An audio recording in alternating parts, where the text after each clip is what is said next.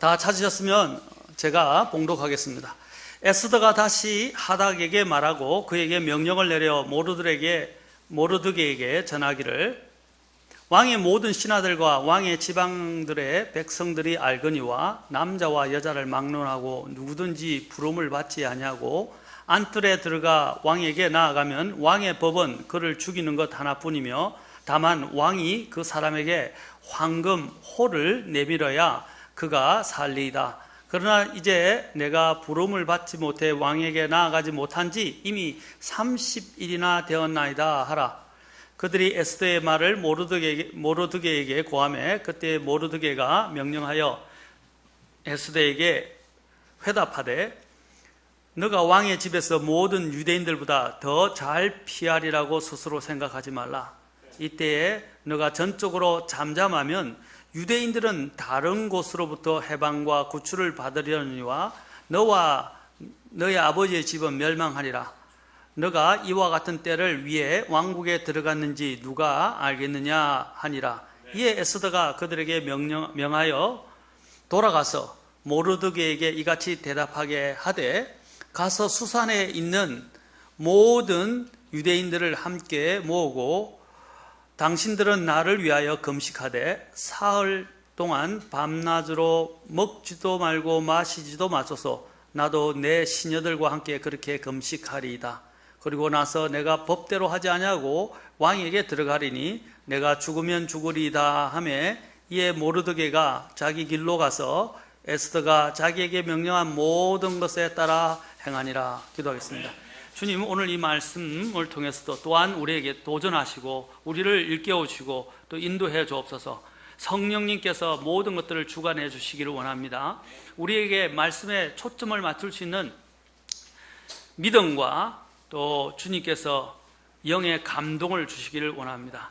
주님, 모든 것을 주님께 의탁하며 우리 주 예수님의 귀한 존함을 받들어 기도합나이다. 아멘. 앉으시겠습니다. 지난 시간에 이어서 오늘도 이와 같은 때를 위해 라는 제목으로 계속 말씀을 전하겠습니다. 지난 시간에 있는 걸 잠깐 말씀 조금 더 다시 드리겠습니다.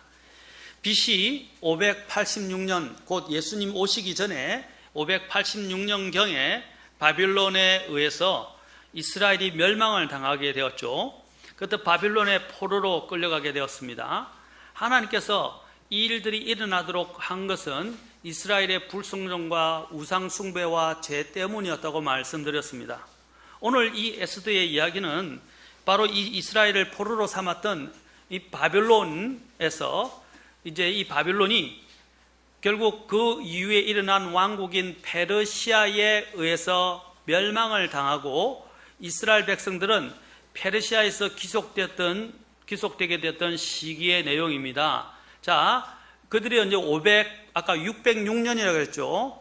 538년경에 이제 페르시아가 바빌론을 멸망시키고 536년 정확히 70년이 되는 때에 하나님께서 예레미야를 통해서 대언한 대로 70년이 찾아 그들이 어떻게 됐습니까? 하나님께서 페르시아의 고레스 왕을 통해서 이스라엘 백성들이 자신의 고토로 돌아가라 라고 이제 칙령을 내리게 됩니다. 칙령을 내리게 돼요.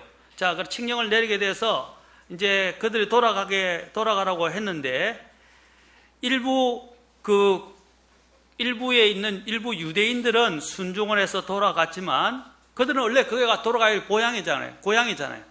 그런데 많은 대부분의 사람들이 이 페르시아에 계속 남아 있게 되었습니다. 그 이유가 뭐냐? 이 페르시아에서 멸망당하는 이 바벨론을 보고서 이스라엘 백성들은 이상하게 하나님의 말씀에 대언대로 그들이 포로에서 풀려나게 됐는데도 기뻐하기보다는 기쁨이나 행복감이 없었어요. 오늘 이런 그리스도의 삶을 잘 보여줍니다. 우리가 이런 잘못된 죄에 속박되어 있다가 죄에서 풀려나게 되면 얼마나 기쁘고 해방감이 있습니까? 그리고 어떻게 해요? 더 자유롭게 되어서 하나님께 감사하면서 하나님을 섬겨야 되는데 이 이스라엘 백성들은 바로 오늘날 우리의 마음, 우리와 같이 오늘날 우리의 모습들처럼 주님을 섬기러 가기보다는, 자신이 본래 있던 자리로 돌아가기보다는 오히려 그 70년 동안 편안하게 살던 그 바벨론 예속 생활에 젖어서 그들은 주님께 순종해서 돌아가기를 거절했다는 사실입니다. 바로 편안함에 물들어 버린 것이죠. 그들은 그곳에서 편안하게 살면서 어느 정도 명망과 부를 얻게 되고 또 여러 가지 재산들을 얻게 되었습니다. 대부분의 유대인들은 하나님께서 그들을 부르신 목적이 있습니다. 맞습니까? 그리고 하나님께서 이제 그들을 징계하셨지만 하나님의 이제 영광을 위해서 그들을 다시 사용하시기 위해서 그들을 회복하게 하셨어요. 고토로 돌아가게 하셨어요. 그래서 고토로 돌아가면 이제 어떻게 됩니까? 원래 그들이 경배하던 하나님의 성전, 그리고 그들이 경배하러 모였던 그 성전이 있던 예루살렘 성벽, 그 모든 것들이 어떻게 돼요? 다시 복원되어야 되었어요. 왜냐하면 회파됐기 때문에. 그런데 이 일부 유대인들은 순종해서 그것을 원해서 갔지만 대부분의 유대인들은 자신들의 안주한 삶에 빠진 나머지 하나님의 성전이 회파되어서 그것을 다시 복원해야 되는데 관심이 없었어요. 영적인 일에 관심이 없었다는 거예요. 원래 이스라엘 백성이 부르심을 받은 목적이 그거 아닙니까? 그들이 부르심을 받은 목적을 잃어버린 거예요. 그러니까 다시 말하면 여전히 죄 가운데 있고 편안함에 익숙해 있고 물들어 버린 것입니다. 하나님께서는 이 이스라엘 백성들이 이러한 불신과 또한 하나님 앞의 말씀에 신실하지 않았기 때문에 징계를 하셨지만 그 백성들을 항상 눈여겨보셨고 관심 있게 지켜보셨고 예레미야에게 약속했던 그 말씀을 그대로 기억하셔서 70년이 지나자 그들을 돌아가게 하셨어요. 하나님은 기억하시는 분이에요. 아멘. 하나님은 약속을 지키시는 분이에요. 하나님은 얼마나 우리에게 관심을 두고 지켜보시는지 모른단 말입니다. 이스라엘 백성은 더 그랬다는 거죠. 그러나 이스라엘 백성들은요, 하나님께 제대로 화답하지 않았어요. 페르시아의 통치하에 있던 유대인들은 페르시아의 왕을 의지하고 자신들이 현재 누리고 있는 이러한 편안함과 안전함을 의지하지 말았어야 했습니다.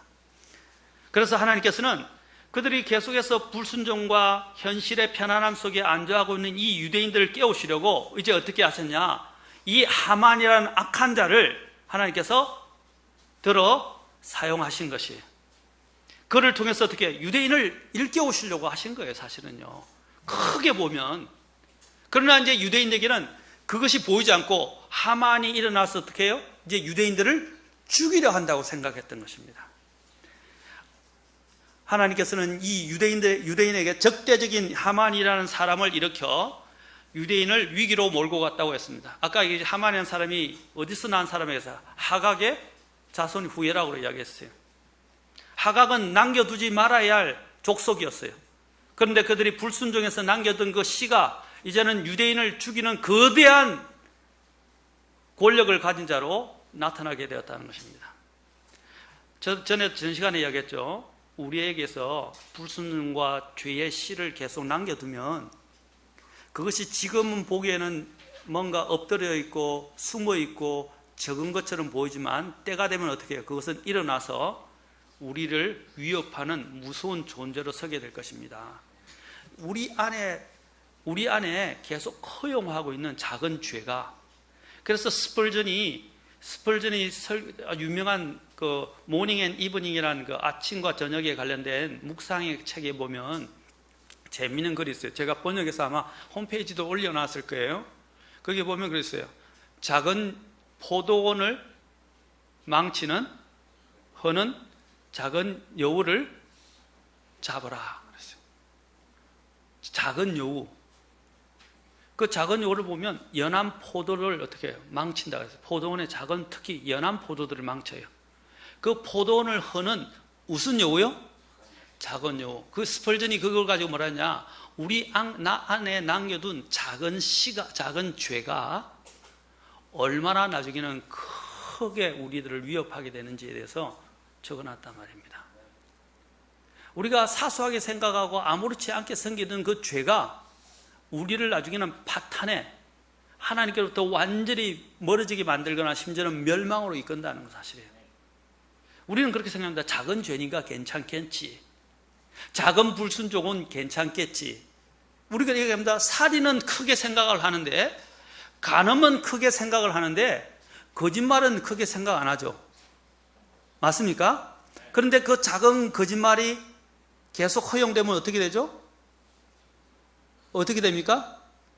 나는 계속 거짓말장이가 되고, 또 어떻게 작은 거짓말이 또 다른 거짓말을 낳고, 또 다른 거짓말이 더 큰 거짓말을 낳게 되고, 그 사람은 더 거짓말로 삶을 살아가게 돼요. 자, 그렇게 되면 어떻게 되죠? 이제 그 거짓말이 나를 삼켜버리게 되고, 그 사람은 거짓말짜기로 남는다는 거예요.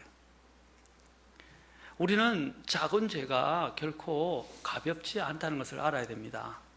하나님 보시기에는요, 사실은 뭐요, 물론 죄의 그에 대한 형벌은 조금씩 다르겠지만 작은 죄나 큰 죄나 하나님 앞에는 다 죄입니다.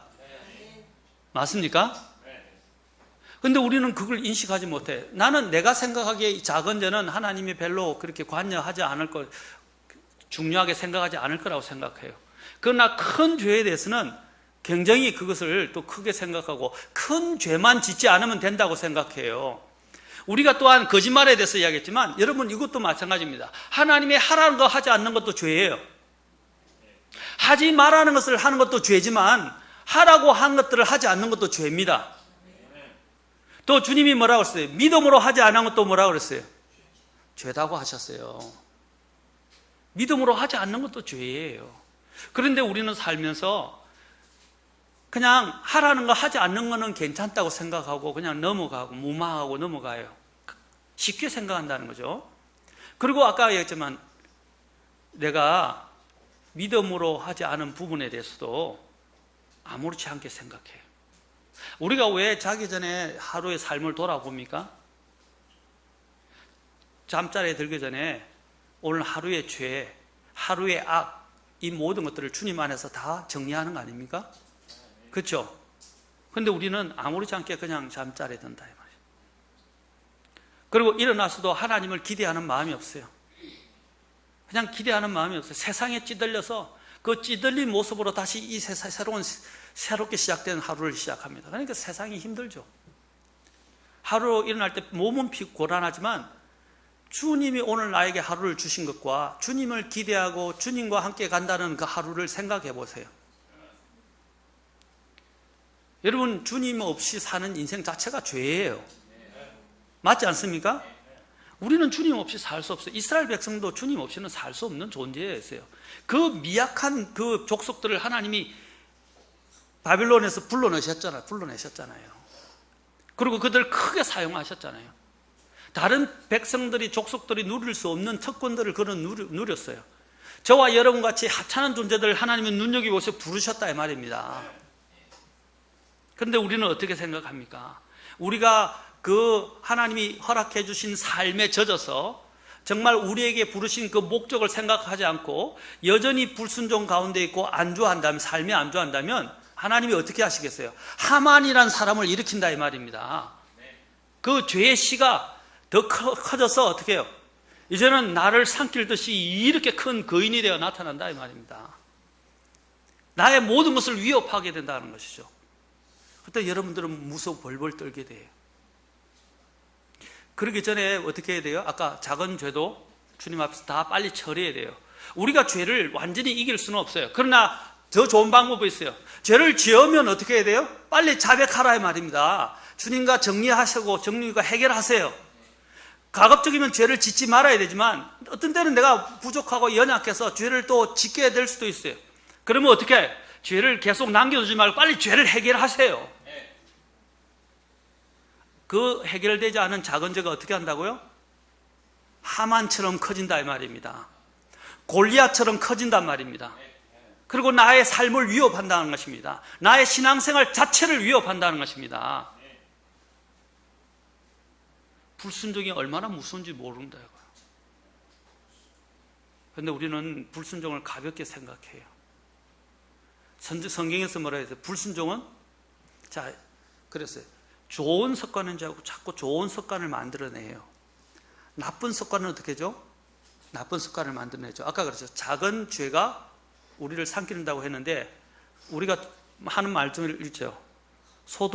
바늘 도둑이 소독된다. 왜? 그 자그마한 걸 훔치는 습관이 이제 점점 더 대범해지고 익숙해지면서 더 큰 걸 훔치게 된다 말입니다. 그래서 영어 속담에는 요람에서 무덤까지, From cradle to the grave, 뭐라고 그랬어요? 요람에서 무덤까지. 우리는 3살 버릇 8가지라는데 영어 성경에서는, 영어 욕담에서는 요람, 그 애가 태어나서 그죠? 있는 구유와 같은, 예수님이 누웠던 구유처럼 애가 있는 자리를 요람이라고 그러잖아요. 요람. 그 요람에서 무덤까지 가는 그 버릇이 그 정도로 무섭다는 거예요. 그 버릇은 가가지고 점점 커지지 작아지지 않습니다. 그것이 커지면 결국 나 인생 자체를, 존재를 위협한다 이 말입니다. 하나님의 심판을 불러온다 이 말입니다. 그런데 우리는 그런 부분들을 너무 가볍게 여기기 쉽다는 거죠. 오늘은 저희들이 일어나야 됩니다. 아까 얘기했죠. 거짓말 하나에도 민감해야 됩니다. 아멘? 우리 어린이들도 마찬가지예요. 오늘 정말로 이쁘게 찬양했지만 거짓말 하나도 하나님 보시기에는 큰 죄입니다. 하나님 보시기에는 작은 죄, 큰 죄가 없어요. 다 똑같아요. 똑같아요. 죄를 지으면 뭐라고 그랬어요? 하나님이? 죄의 삭은? 사망이라고 그랬어요. 우리가 오늘 너무 죄를 가볍게 여기면서 우리는 살아가고 있어요. 그래서 뭐 웬만한 불순종과 해야 될 일을 하지 않는 거는 괜찮다고 생각하고 그냥 넘어가요. 매일매일. 그게 쌓이게 되면 어떻게 되겠죠? 고질병이 되는 거예요. 고질병은 뭡니까? 안 고쳐져 버려요. 이 어른들의 세계에서 가장 무서운 게 뭐죠? 나이가 들면요, 고집이 더 세지고 안 바뀐다 그래요. 왜? 고질화되어 있기 때문에. 주님이 은혜를 주실 때 빨리 바꾸셔야 됩니다. 빨리 해결하셔야 돼요. 작은 죄도 빨리 처리하는 법을 배워야 됩니다. 아멘? 우리는 감사하잖아요. 이 세상 사람들은 작은 죄조차도 쌓이기만 해요. 그래서 하나님의 더 큰 심판을 그들은 불러와요. 그런데 우리에게는 뭐가 있어요? 예수님의 피가 있어요. 그 예수님의 피 앞에 우리의 죄를 자백하라 이 말입니다. 그러면 주님의 그 피가 우리의 죄의 작은 죄를 다 씻어주세요. 아멘? 그게 긍휼 아닙니까? 얼마나 감사합니까? 우리는 씻을 수 있는 곳이 있어요. 죄를 씻어내란 말입니다. 매일매일. 그 긍휼을 늘 느끼는 사람은 똑같은 죄를 반복해서 지으려고 하지 않아요. 왜냐하면 하나님 앞에 죄송하고 맨날 똑같은 죄를 지으면서 하나님 앞에 어떤 체면을 갖고 갈 수 있겠어요? 정말로 하나님의 사랑을 알고 하나님께 감사하는 자는 죄를 반복해서 지으려고 하지 않습니다. 그게 하나님의 사랑과 긍휼을 아는 사람의 자세예요. 그리고 아까 얘기했지만 하나님이 보시는 것처럼 죄를 보게 됩니다. 그러면 죄에서 헤어나려고 하겠죠? 자, 여러분 아까 얘기했지만 이 죄를 남겨두면 그 작은 죄가 하만처럼 커진단 말입니다. 이 유대인을 미워했던 하만이 어느 순간은 유대인들을 죽이는 아주 엄청난 적군 장수가 되었어요. 하만의 적대적인 이 업무와 계획대로 간다면 유대인들은 멸절당하게 되었습니다. 당시에 페르시아의 법은 한 번 시행되면 왕조차도 결코 번복할 수 없다고 말씀드렸습니다. 유대인들을 죽이라고 왕이 서명을 했기 때문에 그것을 번복할 수가 없었어요. 그렇죠? 나중에는 하나님이 이걸 어떻게 사용하는지 나중에 보시면 놀랍습니다.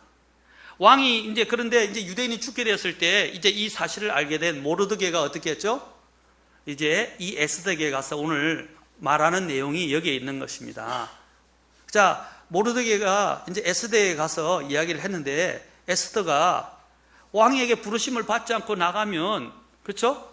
그 사람은 죽임을 당하게 된다는 거예요. 이 변명이죠. 지금 자기 민족이 죽게 됐는데 다시 말하면 우리말 속된 말로 하면 찬밥, 더운 밥 가릴 때가 아니다는 것입니다. 찬밥, 더운 밥 가린다는 말은 무슨 뜻이죠? 우리 아이들에게 물어보겠습니다. 찬밥, 더운 밥 가린다는 말이 무슨 뜻이죠? 우리말에? 에? 배부른 소리 하지 말라 이 말이에요. 배부르면 뭡니까? 먹을 것이 있으니까, 늘 먹으니까 이제는 선호도가 생겨요. 이제 난 찬밥, 나는 따뜻한 밥. 이거 배부른 소리 한다는 거예요. 배고프면 찬밥, 더운 밥이 있어요, 없어요? 배부르니까 찬밥, 더운 밥 가린다는 거예요. 오늘날 우리가 뭐냐면 이런 죄에 대한 위기의식이 없어요. 지금 우리가 이런 절망과 지금 멸망의 시기에 도래했는데 위기의식이 없단 말입니다. 오늘 그리스도인들의 이 문제가 뭡니까? 하나님 하면서 절체절명에 관련된 이런 위기의식이 없다는 거예요. 존망지추라고 이야기하잖아요. 살고 죽는 것이 지금 경각에 달려있는데, 그 시기가 있고 경각이 때가 왔는데, 그런 지금 위기의 시기에도 깨닫지를 못하는 거예요. 여러분 위기 아니십니까? 지금 이 나라는 위기 아니에요? 내 신앙생활은 위기 아닙니까? 혹시 나는 계속적으로 계속 주님께 불순종하고 죄를 짓고 있지는 않나요?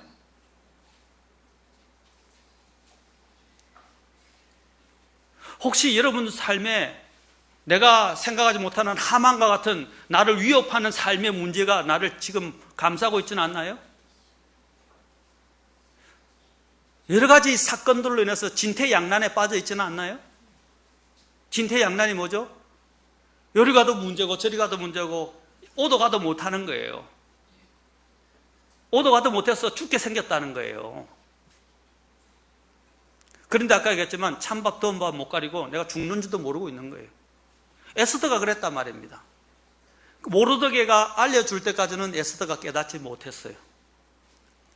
그럼 모르드게 알려줬을 때도 에스더는 뭐라 그랬어요? 지금 찬밥 더운 밥 이야기하고 있어요. 그러나 감사한 것은 에스더가 깨닫기 시작했다는 거예요. 어떻게 했어요? 모르드게의 회답을 듣고 깨닫게 되었다는 거예요.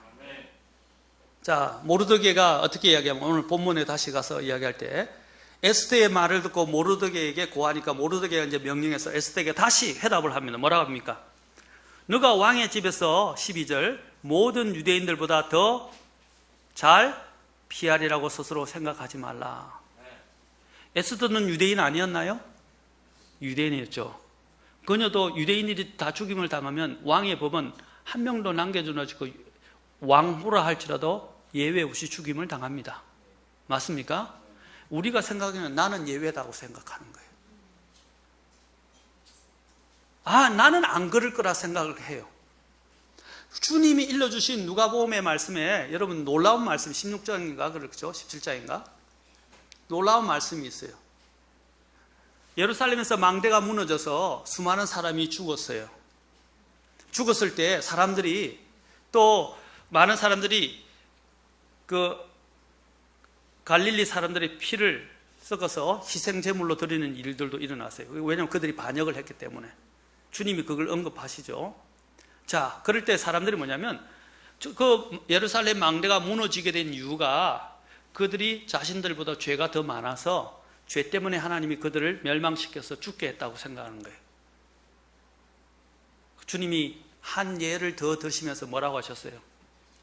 너희도 회개하지 않으면 그들처럼 멸망한다 그러셨어요. 회개하지 않으면 무슨 말입니까? 다 똑같다 이 말입니다. 그들이 죽은 것은 그들의 죄가 더 많아서 죽은 것이 아니고 그들의 죄를 회개하지 않았기 때문에 죽은 것이라고 하나님이 말씀하셨어요. 무슨 말입니까? 저와 여러분의 삶에도 마찬가지예요. 그게 나의 문제가 아니라고 생각을 해요. 에스더에게 일어난 문제, 유대인들에게 일어난 문제, 그게 내 문제가 아니라 생각해요. 오늘날 이 나라가 망쳐지게 된 이유가 그런 생각들이에요. 그거는 다른 사람 이야기고 내 이야기 아니라는 거죠. 우리는 한 배를 타고 있어요. 우리 교회에 일어나는 문제가 그거는 우리 교회 문제지 다른 성도의 문제지 내 문제가 아니라고 생각해요. 아니, 우리는 한 배를 타고 있어요. 또 하나, 다른 사람에게 일어나는 문제를 아까 경고로 받아들이지 않는다는 거죠. 그거는 그 사람의 문제라고 생각해요. 아닙니다. 주님이 말씀해요. 너희도 회개하지 않으면 그 사람처럼 멸망한다 그랬어요. 주님이 말씀하신 게 뭐예요? 그것을 볼 때 너희도 깨달으라는 것입니다. 아멘? 우리도 마찬가지. 우리의 삶에서 다른 사람들이 일어난 문제를 내 것과 관계가 없는 것처럼 생각하지 말란 말입니다. 교훈을 받으라는 말입니다. 경고를 받으라는 것입니다. 아멘? 특히 더 위기의 시대에 내 삶의 문제들이 막 산더미처럼 올라와서 나를 삼키려 할 때 이것이 무슨 문제인가를 한번 보란 말입니다. 아멘? 남의 일처럼 생각하지 말라는 거예요. 그래서 지금 모르드게가 말하면 내가 왕의 집에서 모든 유대인들보다 더 잘 피하리라고 생각하지 말라. 너도 똑같다. 너 운명도. 이때에 너가 전적으로 잠잠하면 유대인들은 다른 곳으로부터 해방과 구출을 바래. 하나님은 아까 얘기했지만 아브라함을 통해서 이 유대인들을 보존하시겠다고 약속하셨어요, 안 하셨어요? 무조건적으로 주님께서는 그들에게 약속을 하셨어요. 유대인들은 하나님의 은혜로 선택을 받았고 무조건적인 약속을 주셨어요. 맞습니까? 그들을 보존하신 것은 누구의 책임이죠? 하나님의 책임이에요. 모르드게는 그것을 잘 알고 있었어요. 그런데 이제 그것을 알고는 있었지만 이 사실과 더불어서 자신의 조카였던 수양딸이라 할 수 있는 에스더에게 도전을 합니다. 뭐라고 도전합니까? 자, 뒤에 나옵니다. 뭐라고 도전합니까? 자, 유대인들은 다른 곳부터 해방과 구출을 받으려니와 너와 내 아버지 집은 멸망하리라. 너가 이와 같은 때를 위해 왕국에 들어가는지 누가 알겠느냐. 자, 제일 중요한 말. 오늘 이와 같은 때를 위해 제가 봤어요. 그 에스더가 왕후의 자리에 앉게 된 이유가 뭐라고 했어요? 바로 이때 이스라엘, 이런 위기에 빠진 이스라엘을 건지기 위해서 너를 그 왕후의 자리에 앉혔다는 거예요.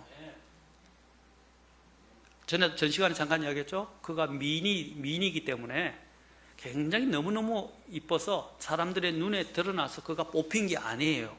그리고 왕후의 자리에 올라간 게 아니란 말입니다. 그녀에게 메리트가 있어서가 아니라 그녀는 아름다웠어요. 그러나 그것만 가지고 이 세상에서 경쟁해서 눈에 띌 수가 없어요. 맞습니까? 하나님이 그녀를 그 왕후의 자리에 두셨다 이 말입니다. 그 두신 목적이 뭐예요? 유대인의 이 멸망으로부터 구원하기 위해서였다는 것입니다. 아멘? 자, 여러분들 직장들 다 다니시는 분들 계세요. 여러분들이 지금 누리고 있는 그 위치, 그것들 다 하나님이 지금 하나님의 특별한 영광과 목적이 있어서 여러분을 그 자리에 두신 겁니다. 아멘? 혹시 여러분을 그 자리에 두신 것은 정말 멸망당할 어떤 구원받아야 할 사람이 있기 때문에 그 사람을 구원하게 하시기 위해서 여러분을 그 자리에 두시는지도 모른단 말입니다. 그런데 여기 있는 에스더처럼 내가 왕 앞에 나가면 죽으니까 30일 동안 부르심을 못 받았는데 내가 어떻게 나아가겠느냐. 다시 말하면 난 모르겠다. 내가 뭐 구원 안 해도 다른 사람에 의해서 구원받겠지. 이런 태만한 생각을 하지 말라는 거예요. 여러분 직장생활 하고 있어요? 내 직장 동료에게 복음 한번 전한 적 있습니까?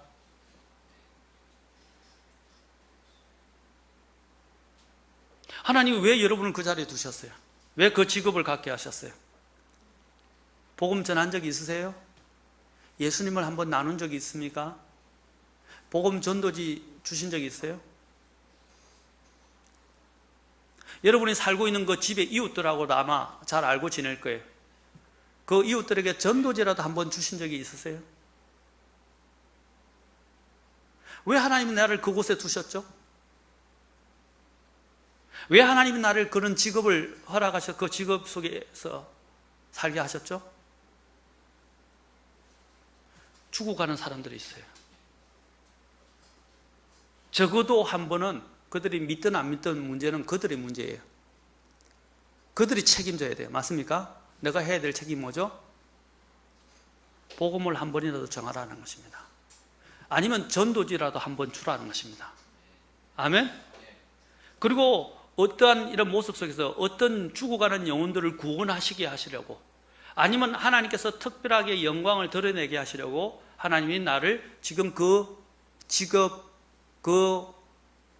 직분의 자리에, 직무의 자리에 나를 두셨는지도 몰라요. 모르는 게 아니라 하나님의 목적이 있다는 것입니다. 그런데 우리는요, 하나님과 관계없이 그냥 땜박질 하듯이, 우리가 땜박질이 뭐예요?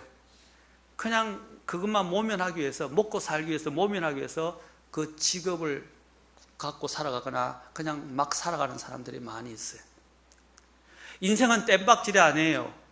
하나님께는 우연이 없어요. 하나님이 여러분을 그냥 두신 게 아니란 말입니다. 아멘? 목적이 있으시고 뜻이 있고 하나님이 이유가 있었기 때문에 여러분을 들어서 그 자리에 있게 하신 것입니다. 사랑하는 성도 여러분, 이게 소명의식이에요. 이걸 깨닫고 살아가셔야 돼요. 아멘? 하나님이 이스라엘 백성을 부르실 때는 하나님의 영광을 위해서 제사장 나라로, 제사장 민족으로 그들을 부르셨어요. 맞습니까? 우리 그리스도인들을 뭐라고 부르셨어요? 하나님이 베드로서에서 우리를 뭐라고 부르셨어요? 너희는 왕 같은 제사장이다 그러셨어요. 아멘? 그리고 특별한, 자, 베드로전서 2장으로 가서 봅시다.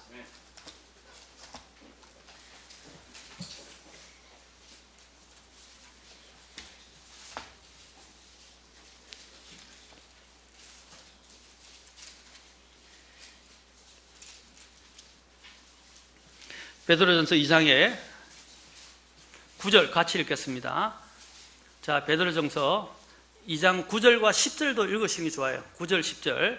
자, 시작. 그러나 너희는 선정된 세대요, 왕가의 제사장이요, 거룩한 민족이요, 특별한 백성이니 이것은 너희를 어둠에서 불러내어 자신의 놀라운 빛으로 들어가게 하신 분께 대한 찬양을 너희가 전하게 하려 하심이라.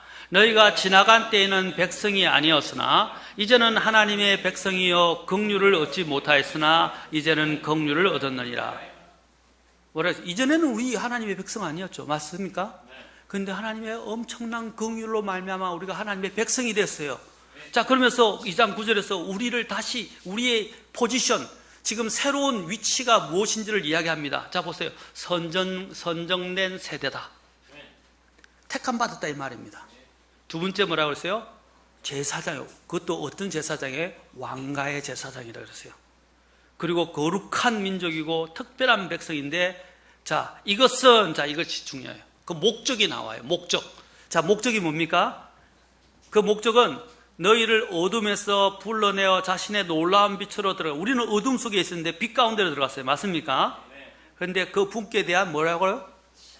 찬양을 전하게 하기 위해서. 영어로 킹제임스 보면 이 전하다라고 이렇게 되어 있는데, 잘 보세요. 여기 뭐라고 되어 있는지. show forth 되어 있어요. 이게 내다 보인다 이 말입니다. 예? 찬양을 이렇게 내다 보이게 하기 위해서. 하나님께 영광과 하나님의 찬양을 사람들에게 어떻게 해요? 내다 보이면서 선포하기 위해서, 보이게 하기 위해서 우리를 부르셨다는 거예요. 아멘? 그 소명의식을 잃어버리면 안 된다는 거예요. 미안하지만 동명제 왜 거기 그 아르바이트 자리에 있어요? 그 잘 돼서 그냥 내가 똑똑하고 유능해서 발탁된 거예요? 아니죠? 하나님 두신 이유가 있다는 거예요. 하영자매, 왜 하나님이 그곳에 두셨을까? 우리는 하나님의 은혜로 됐다고 이야기했지만 하나님이 두신 이유가 있다는 거죠. 목적과. 아까 얘기했죠. 뭐라 그랬어요? 나를 그 빛 가운데로 들어가게 하신 분에 대한 찬양을 전하게 하기 위해서, 주님의 영광을 드러내게 하기 위해서 주님이 우리를 부르셨다는 것입니다. 이 사실을 깨닫지 못하면 직장 생활도 어려워지게 돼요. 특히 까다로운 주인을 만나게 되면 힘이 들게 돼요. 교회 생활도 마찬가지예요. 하나님이 나에게 주셨던 이 은사를 주시고 교회 생활에 어떤 포지션을 주신 이유를 내가 발견하지 못하면 그냥 막 내 마음대로 하게 돼요. 그리고 그냥 의미 없게, 그러다 보면 삶에 어려움이 오면 어떻게 되죠? 소명의식이 없으니까 그냥 억지로 하게 되고 힘이 들게 되고 결국에는 모든 부분들이 마음에 안 들게 돼요. 고달파진다 이 말입니다. 안 그렇겠어요? 내가 일을 하고 있는데 일을 하는 이유를 모르면 환장을 노리시죠. 미치게 되고 힘들어요. 그런데 내가 어려워도 일을 하는 목적과 이유가 있으면 어떻게 되죠? 자, 우리 옛날에 우리 공무원 공부했는데 우리 형제님 공무원 공부하는 이유가 뭐였죠? 근데 공무원 공부하다가 어려움이 오면 어떻게 하죠? 힘이 들어도 어떻게 하죠? 네, 견디고 참고 또 열심히 도전하는 거예요. 떨어져도 또 한 번 더 도전하고 하는 거 아닙니까? 왜? 내가 소명의식이 있으니까 좋은 직업을 구하고 이것을 통해서 하나님께 영광을 돌리는 생각이 있기 때문에 고통이 오고 어려움이 오고 실패가 오고 유혹이 와도 그걸 견디면서 나아가는 거예요. 맞습니까?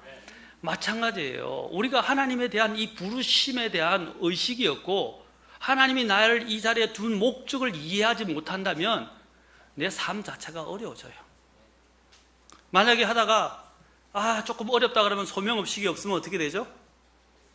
그냥 포기합니다. 마음에 안 들면 때려치우고 저리로 가지 뭐. 그래서 저기 가면 또 어려우면 이것도 못하겠어 떨어져요. 오늘 이 젊은이들의 형태들을 잘 보여줘요. 소명의식이 없어요. 또 젊은이들하고 나이 든 중년들하고 한번 비교해 봅시다. 나이 든 중년들은 아내가 있고 딸린 식구들이 있어요. 자, 직장에 들어갔는데 직장이 어려워요. 기분 나쁘다고 샤프 던지겠어요? 안 던지겠어요? 식구가 달려 있어요. 나 하나에 많은 식구가 달려 있어요.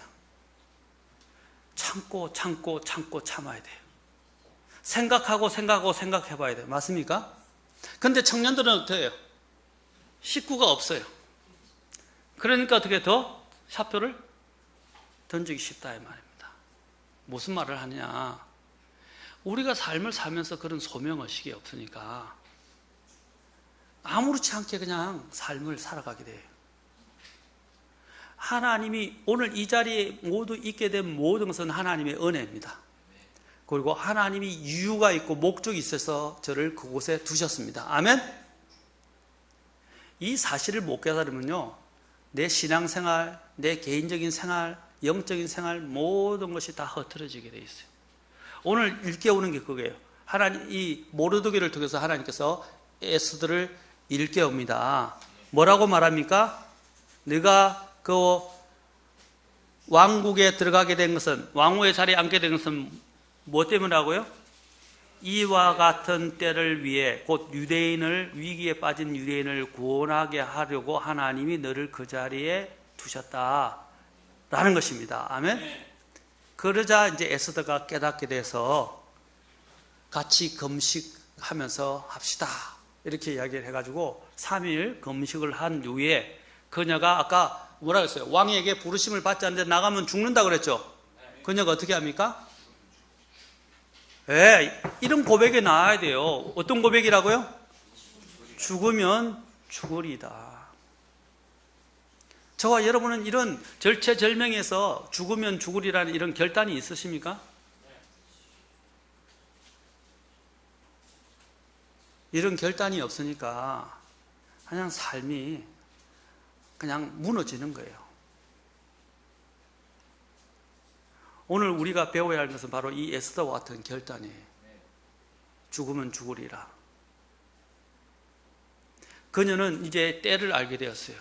위기를 알게 되었어요. 또 모르드게에게서 우리가 한 가지 더 배워야 될 건 뭡니까? 모르드게는 하나님의 말씀을 알고 있었고 하나님의 약속을 알고 있었다는 것입니다. 뭐라 그랬어요?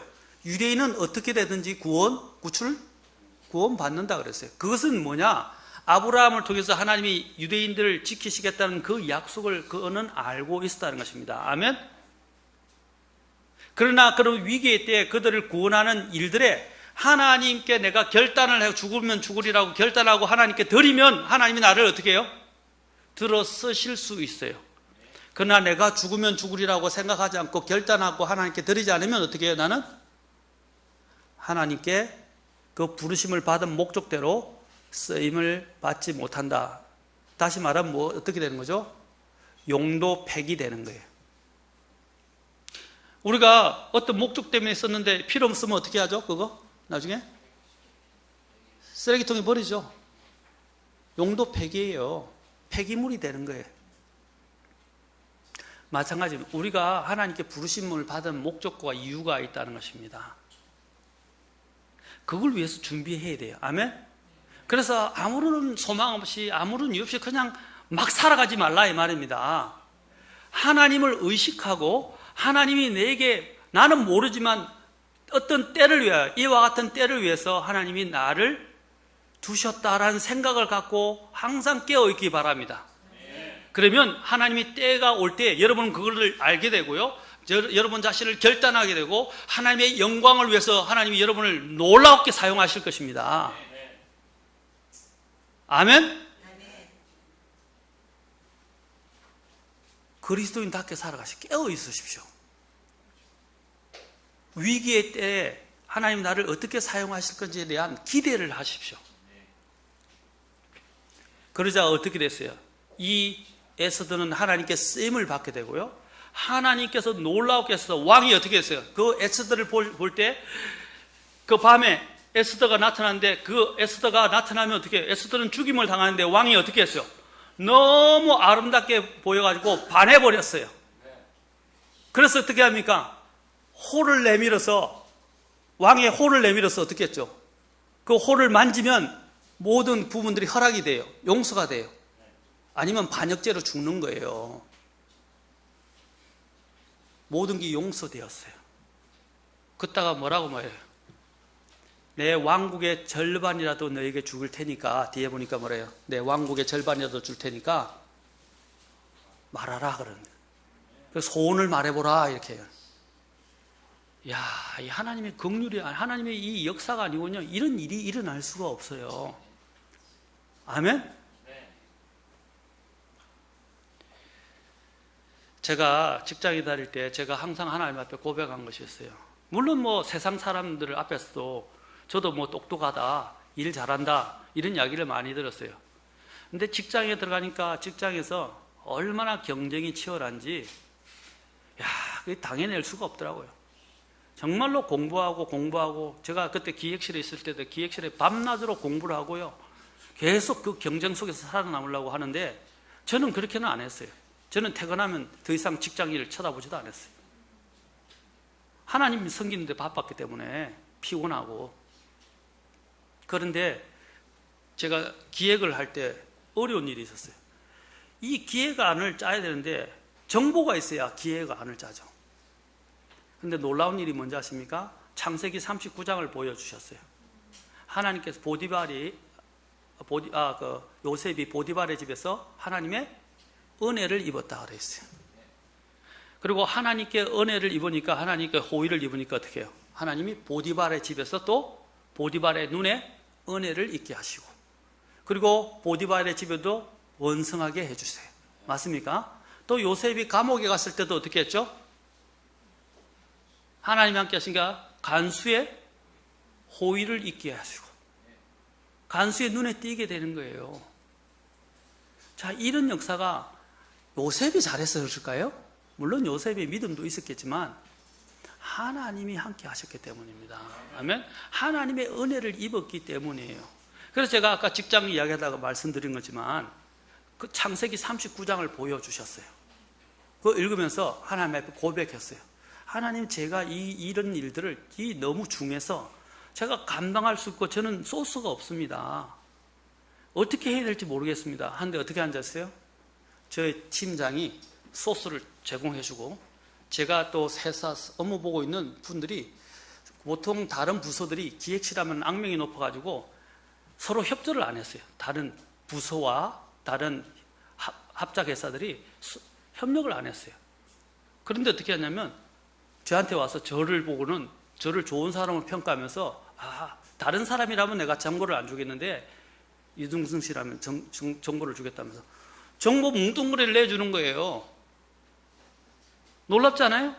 그래서 그 준 정보들을 다 정리해가지고 딱 해서 기획안을 다 만들어서 1, 2, 3, 4 만들어서 사장 앞에 했는데 사장 눈에 들어온 거예요. 그때 뭘 고백한지 아세요? 주님, 내가 한 것이 아닙니다. 저는 그런 능력이 없습니다. 그러면서 뭐라고 그러냐면 창세기 39장을 다시 일깨워 주신 거예요. 하나님의 눈에 호의를 입었다는 거죠. 이 하나님의 은혜가 얼마나 큰 일을 하는지. 그래서 다른 사람 내 능력이 아니라 항상 우리가 하나님의 호의를 입는 게 중요하다는 겁니다. 오늘 에스더가 어떻게 했어요? 죽으면 죽으리라 하나님 앞에 그가 마음에 결단하자 하나님께서 호의를 입게 하셨어요. 하나님의 호의와 함께 누구의 호의를 입게 하셨어요? 바로 페르시아 왕, 가장 권력이 세었던 그 페르시아에서 최고 황금기를 누렸던 아닥사스다 왕의 눈에 띄게 됐다 이 말입니다. 얼마나 눈에 띄고 아름다웠으면 왕국의 절반까지 주겠다고 그랬겠어요. 여러분이 지금 직장에서 누리고 있을 때 여러분이 잘된 거는 여러분 덕분이 아닙니다. 아멘. 세상 사람들은 자기 덕분이라고 하고 내 능력 때문이라고 하고 이야기하겠지만 우리 그리스도인들은 그런 능력으로 되는 게 아니에요. 하나님이 두신 거예요.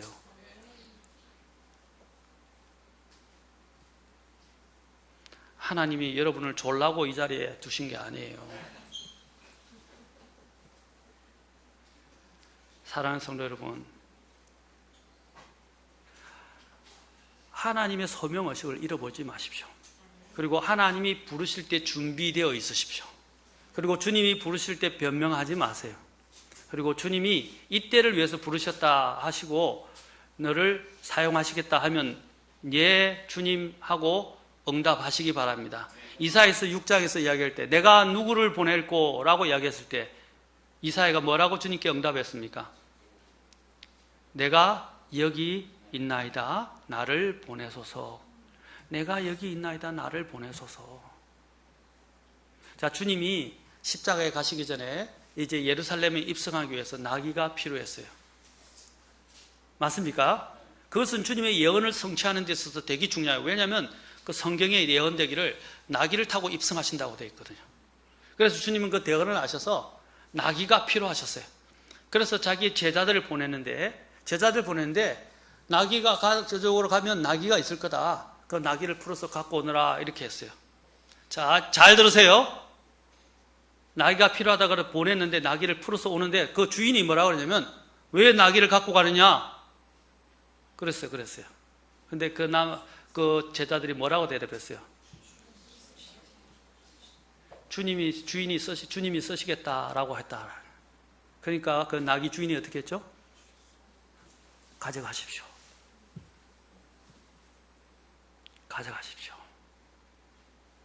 저와 여러분은 어떻게 하시겠어요? 이 도둑놈들아, 불신자들이라면 안 그렇겠어요? 그 주인이 누군데 이거 갖고 가려 하느냐? 그러나 그 사람은 뭐예요? 주님에 대한 부분들을 항상 대비하면서 준비하고 있었어요. 그러니까 주님이 쓰시겠다고 하니까 그 말을 듣자마자 아무 말 하지 않고 나귀를 보내줬어요. 저와 여러분은 준비되어 있습니까? 잘 생각해 보세요. 저와 여러분이 오늘 누리고 있는 이 자리는 무엇 때문에 주어진 겁니까? 하나님의 은혜로 있는 것이며 하나님의 특별한 목적과 용도를 위해서 하나님이 그 자리에 두신 것입니다. 아멘? 복음을 전하게 하기 위해서 두신 것일 수 있어요. 아니면 다른 특별한 하나님의 영광을 위해서 사용하시려고 그 자리에 두시기도 하셨어요. 특히 하만 같은 이런 삶의 위기가 여러분들에게 찾아올 때 그 위기를 보지 말란 말입니다. 나는 죽게 되었다고 도탄에 빠지고 죽게 되었다고 울고불고 하지 말란 말입니다. 어떻게 해야 되겠습니까? 이때를 위하여 하나님 나를 여기에 두셨다고 바라보아야 됩니다. 아멘? 그 위기가 전화 회복이 됐을 때, 자 보세요. 아까 왕의 법을 번복시킬 수 있다고 그랬어요? 없어서 그랬어요? 번복시킬 수 없었죠? 그 자리에는 누군가가 교수대를 만들어서 그날 그 시에 죽어야 됐어요. 근데 이 에스더와 모르드게의 이 순종과 지혜로 말미암아서 나중에 어떤 일이 일어났죠? 그 유대인들이 모르드게와 그 유대인들이 죽어야 할 그 교수대에 누가 달리게 돼요? 법이 변경되지 않았어요. 죽을 사람이 바뀌어지게 된 거예요. 하만과 그의 일족들이 다 죽게 됐어요. 얼마나 놀라운 일입니까? 내가 죽어야 할 자리에 대신 다른 자가 들어가서, 그 원수가 들어가서 다 죽은 거예요. 감사하잖아요? 사랑하는 성도 여러분, 이게 또 예수님이 우리를 위해서 행하신 거예요. 내가 죽어야 할 자리에 예수님이 대신 들어가신 거예요. 그러면 우리는 하나님께 얼마나 감사한 일입니까? 하나님은 하실 수 있으십니다. 불가능한 일을 바꿀 수 있어요. 우리가 볼 때는 그것이 불가능해 보이지만 모든 것이 세팅됐어요. 죽을 날짜가 정해졌고요, 죽는 방법이 다 정해졌어요. 근데 내 대신 누가 죽었어요? 내 원수가 죽었다 이 말입니다. 시편의 고백 중에 다윗의 놀라운 고백이었어요. 내 원수의 목전에서 주께서 나에게 상을 베푸시고 그랬어요. 그 내 원수가 죽으려 하는 그것이 어디에? 그들의 머리로 돌아가게 하옵소서라고 다윗이 이야기를 해요. 하나님은 하실 수 있어요. 여러분들을 원수처럼 막 여러분들을 괴롭히는 그 모든 것들 주셔도 여러분이 주님 앞에 준비되어 있고 목적의식을 갖고 있고 결단을 한다면 하나님이 그 모든 화살을 누구에게 돌리죠? 그 심판의 화살을 그 원수들에게 돌린다 이 말이에요. 이게 영적인 원리예요. 사랑하는 성도 여러분, 하나님 앞에서 준비되어 있으십시오. 자, 첫째, 아까 얘기했죠. 모르드게와 이제 결론은 모르드게와 같이 하나님의 말씀에 눈을 뜨고 있는 사람이 되십시오. 그래 위기가 때올 때 이것이 왜 필요한지를 압니다. 그렇죠? 두 번째, 아까 뭐라 그랬어요? 말씀을 들을 때 주저하지 말고 순종하십시오. 세 번째, 모르드게가 이야기한 것처럼 바로 이와 같은 때를 위해서 하나님 나를 그곳에 두셨다는 목적과 그 소명의식을 가지십시오. 이유 없는 건 없어요. 네 번째 어떻게 했어요? 하나님 앞에서 그것을 언제든지 원하시면 내가 여기 있나이다 하고 죽으면 죽으리다 하고 내 자신을 드릴 준비를 하십시오. 그러면 하나님이 내 이 위기를 전화 위복의 계기로 삼을 수 있습니다. 모든 국면을 하나님이 바꾸실 수 있어요. 불가능해 보이는 것까지도. 여러분, 하나님에 대한 믿음을 갖고 계십니까? 바꾸시기 바랍니다. 믿음을 가지십시오. 준비되어 있으십시오. 기도하시겠습니다.